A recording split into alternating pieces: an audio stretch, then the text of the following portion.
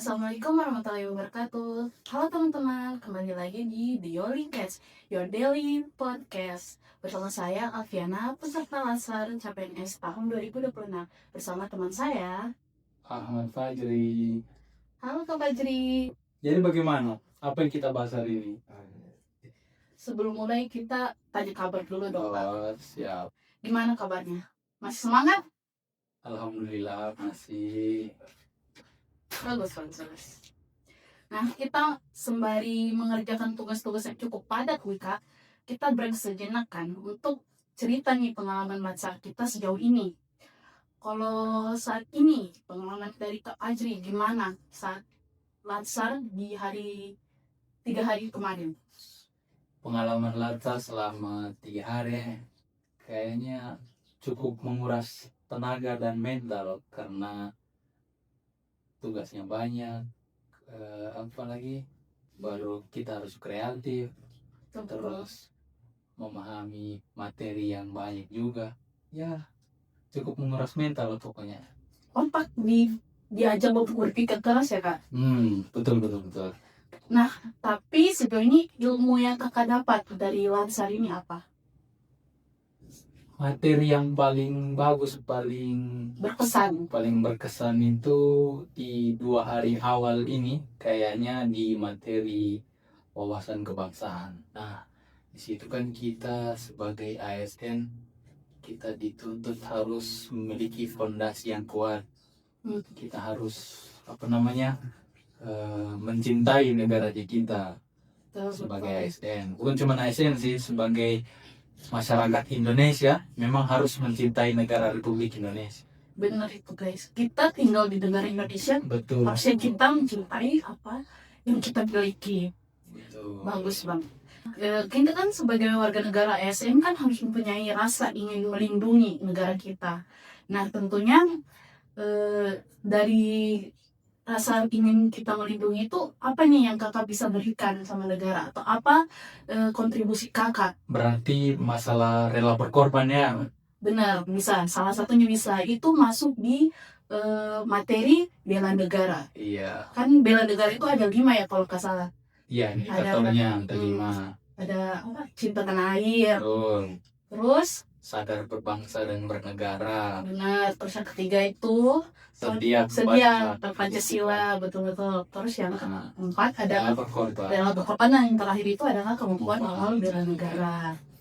Nah, kalau sebagai ASN rela berkorban itu harus karena kita kan disumpah untuk mengabdi kepada negara.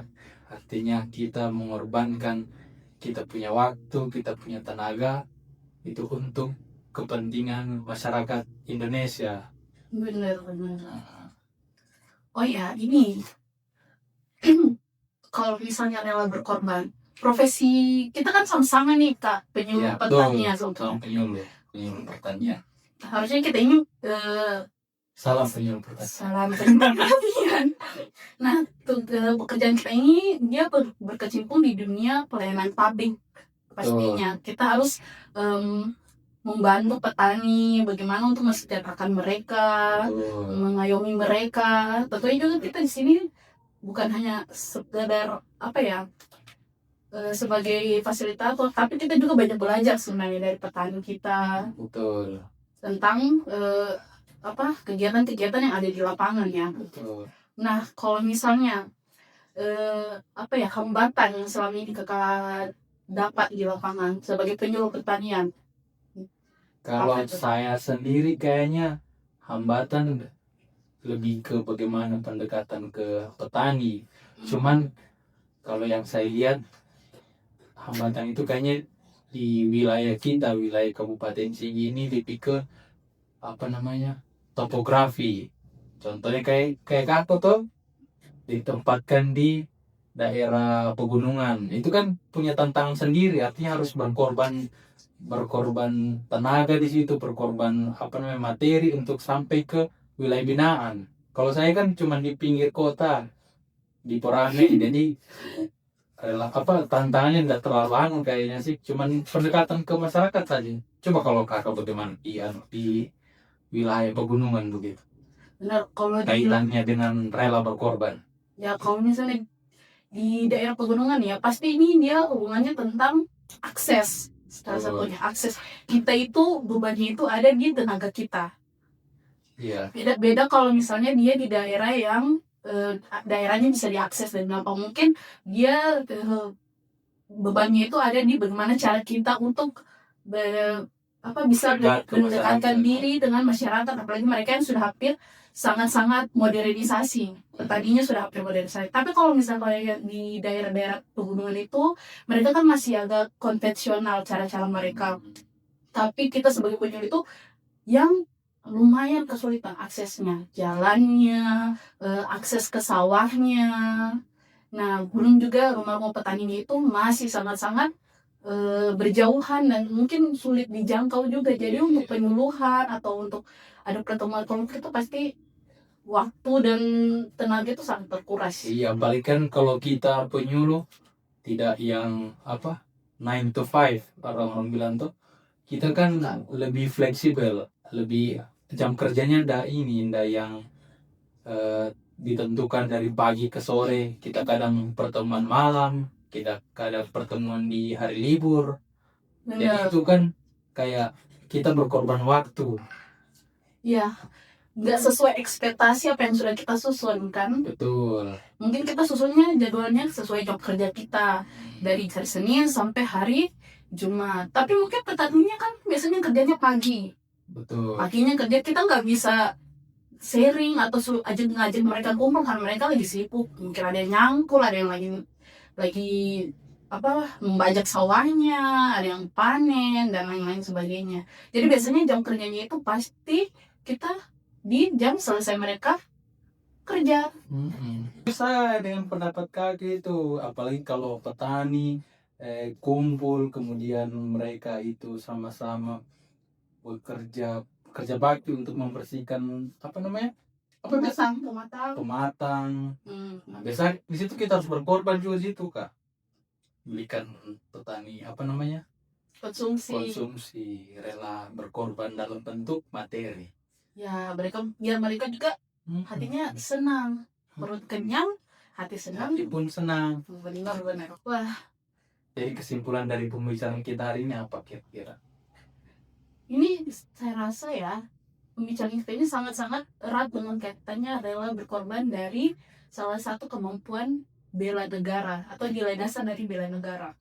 Bagaimana kita penyuluh harus siap rela berkorban waktu, tenaga, pikiran untuk mengajak para petani itu menjadi petani yang maju, petani yang sudah berinovasi lebih baik lagi dari sebelum-sebelumnya. Kalau menurut Kak Fajri, dari hasil diskusi kita ini apa? Berarti intisari diskusi kita ya. Betul apa yang dibilang kakak tadi, bahwa cinta kepada tanah air itu harus diwujudkan dengan rela berkorban. Nah, rela berkorban di sini kita harus rela berkorban sesuai dengan profesi kita ya sekarang. Contohnya kalau kita kan sebagai penyuluh pertanian, artinya kita berkorban waktu. Bahwa berkorban waktu dalam artian ketika petani itu membutuhkan kita, maka kita harus siap sedia. Nah, kemudian kita juga harus rela berkorban secara materi. Seperti tadi, ketika petani itu gotong royong membersihkan jaringan irigasi, nah, kita di situ berkontribusi.